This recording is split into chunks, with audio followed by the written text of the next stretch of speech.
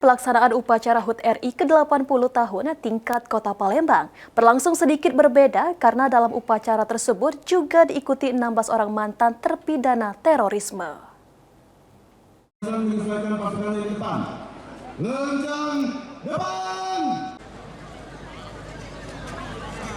Pelaksanaan upacara Hari Ulang Tahun Republik Indonesia ke-80 tahun tingkat Kota Palembang berlangsung sedikit berbeda.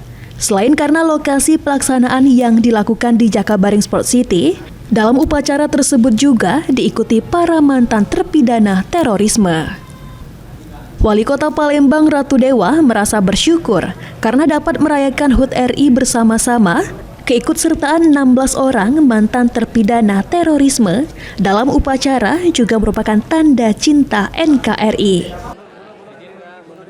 Bunda syukur ya, mereka dapat merayakan bersama-sama para napi. Ini adalah sebagai bukti dan tanda bahwa mereka cinta akan NKRI dan juga mereka bisa bersama-sama kita memperingati berupa upacara bendera pada hari ini. Saya kira begitu. Ada berapa napi Pak yang ikut hari ini? Hari ini ada 16 napi ya. Oke ya teman-teman ya. Sementara itu, mantan narapidana terorisme Yusuf Arifin merasa senang bisa ikut upacara HUT RI ke-80 karena perjuangan untuk mendapatkan kemerdekaan bukan hal yang mudah. Selain itu, dengan ikut upacara ini merasa diterima kembali tanpa melihat perbedaan. Tahanan teroris. Bisa mengungkapkan rasa nasionalisme Bapak di hari ini? Ya kalau rasa nasionalisme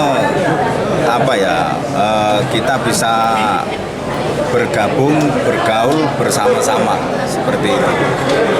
Jadi tidak memikirkan ras. Ini dari golongan ini dari golongan ini. Jadi seperti itu. Yusuf Arifin berharap agar para mantan napi teroris dapat sadar karena Indonesia dibentuk secara bersatu dalam mengusir penjajah dan harus meneruskan perjuangan mereka. Sandi Pratama, PAL TV.